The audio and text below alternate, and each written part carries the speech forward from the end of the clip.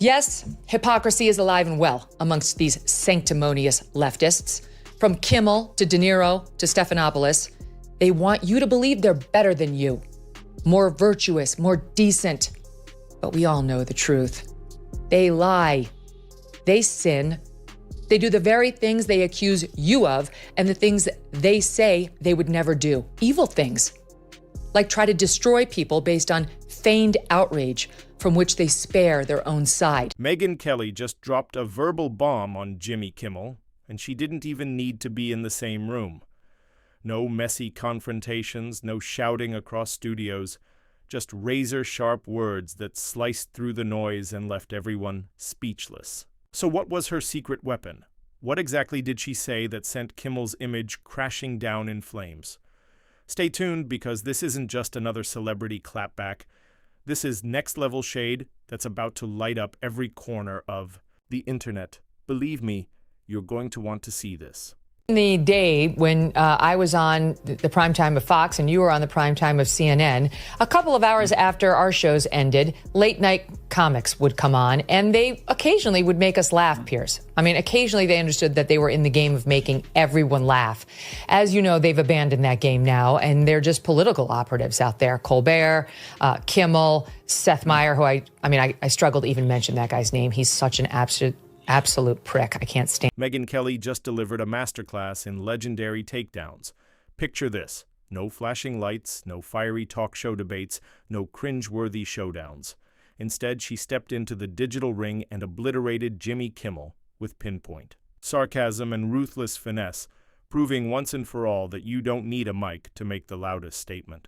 Same celebrities who wanted you to believe they were horrified after yours truly said in 2018 that people used to don dark makeup in order to imitate well-known black celebrities and it wasn't a big deal, absolutely ate up the performance by Hollywood darling Mr. Kimmel, whose blackface costumes included his oft-repeated bit as basketball star Karl Malone. Now, Karl Malone never seen no flying saucer himself, but if he do, that's gonna be a spook. Let's set the stage.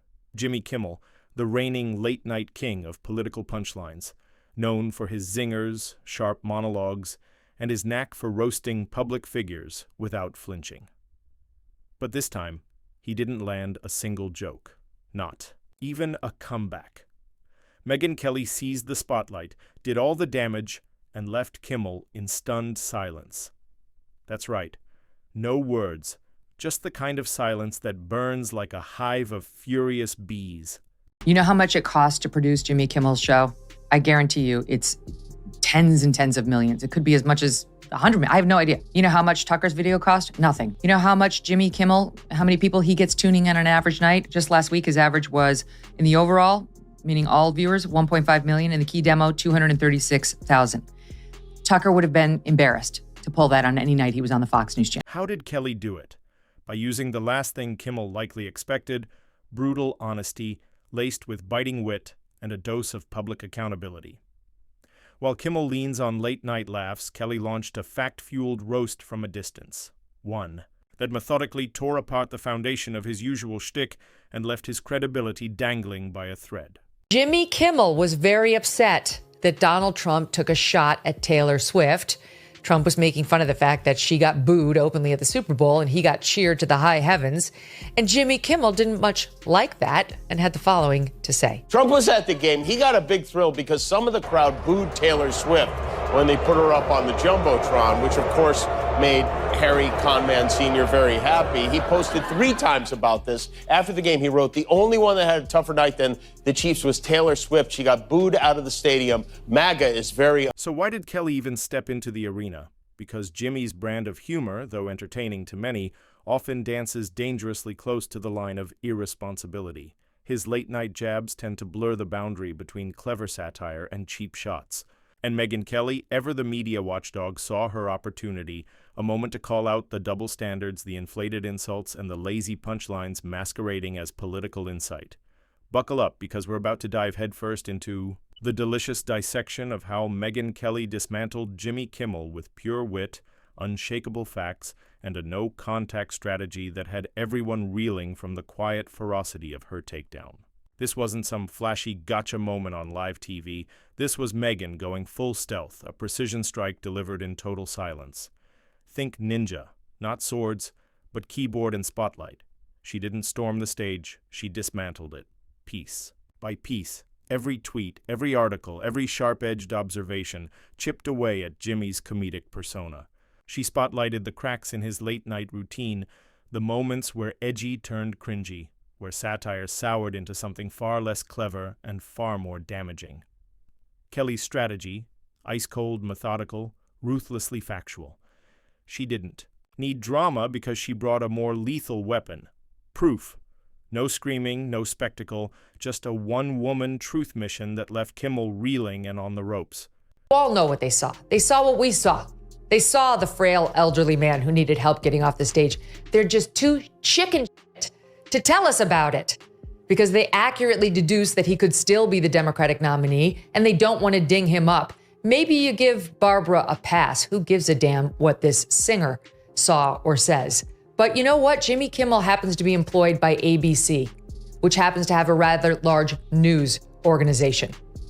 And he has been one of President Trump's most vocal critics. Where are you, Jimmy? On vacation? Not good enough. She didn't just challenge Kimmel, she dismantled him. Megyn Kelly combed through his archive of jokes and commentary with surgical precision, exposing not just edgy humor, but instances where comedy blurred into misinformation, exaggeration. Cloaked as satire and punchlines that landed downward instead of upward, these weren't innocent zingers. They were patterns, and she revealed them all. Picture her at a desk, headphones on, screen aglow, scrubbing clips, scanning transcripts, dissecting every quip like a forensic analyst. She extracted the flaws from Kimmel's routine with unnerving clarity. This wasn't a roast. It was an autopsy of a comedic legacy spinning out of control. The genius of Kelly's takedown? She never raised her voice or hurled insults. Instead, she let the evidence speak. Each post, each critique, a scalpel slicing through Kimmel's image. No back and forth, no shouting match, just fact after. Fact lined up like dominoes, and when they fell, the king of late night looked a lot less untouchable.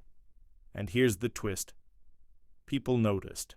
While Kimmel fires off rapid punchlines and live laughs, Kelly played the long game. Her slow burn tactic ignited an online wildfire. Her breakdowns were reposted, quoted, and hailed like a masterclass in quiet devastation. She didn't just clap back, she changed the narrative.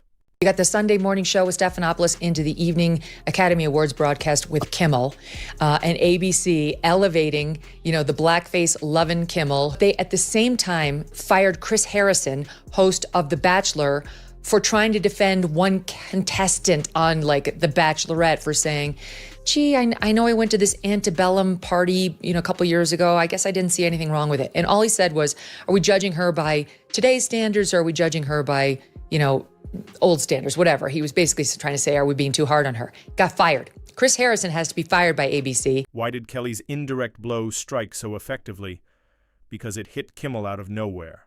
No warning, no stage to deflect from, and no quick retort to dull the sting. He was left exposed. There was no monologue to tweak, no sarcastic tweet to toss out, just silence.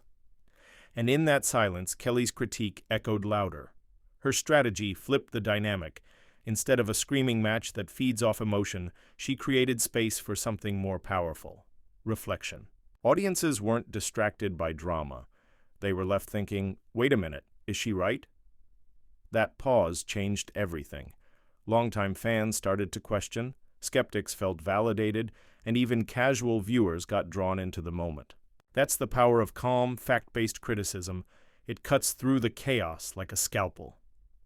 While others screamed into the void, Kelly whispered with surgical precision. No buzzwords, no theatrics, just truth, delivered clearly.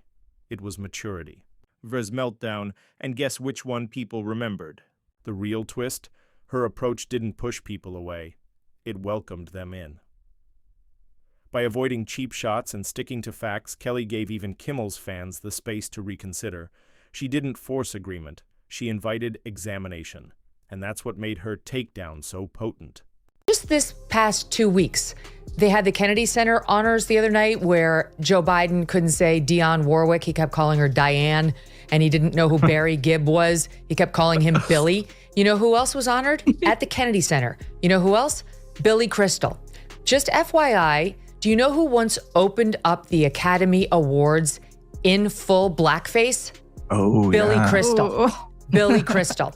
And do you know who's going to be hosting the Academy Awards this year? Jimmy Kimmel. The brilliance of Kelly's strategy lies in its stealth. She didn't shout. She slipped quietly into public discourse, avoiding the noise and lodging herself deep into conversations that would have tuned out a louder attack. By staying off the radar, she sidestepped public spats, interruptions, defensive spirals, and messy tit-for-tats. She stayed untouched, cool, composed, calculating. Then there's the brilliance of patience. While late-night hosts chase instant laughs and viral clips that vanish by sunrise, Kelly played the long game. Her criticism didn't vanish. It simmered. It kept circulating, sparking dialogue, building momentum. Instead of a flash-in-the-pan headline, she launched a sustained wave of scrutiny that refused to die down. In the end, Megyn Kelly didn't just deconstruct Kimmel. She changed the battlefield. She took what could have been a noisy clickbait clash and transformed it into a precise, controlled strike.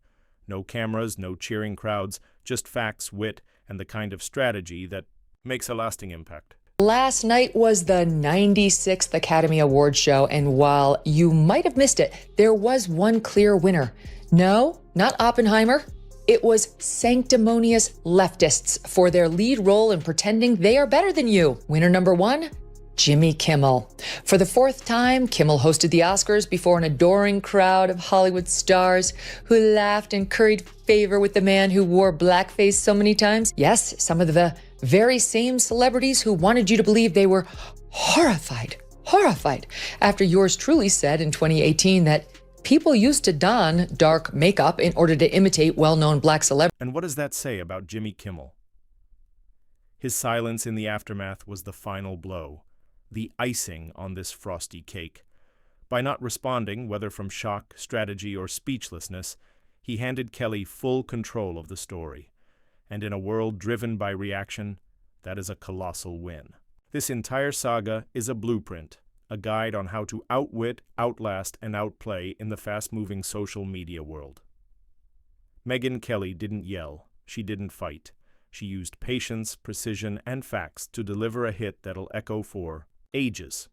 Sure, Jimmy still has his monologues, his crowd, and his midnight laughs, but there's a new power player in the game. Sharp, silent, and fact-armed. Megyn didn't just join the arena, she rewrote its rules. And this was just her first move, the twist. She didn't chase the spotlight. She used her digital platform to command it.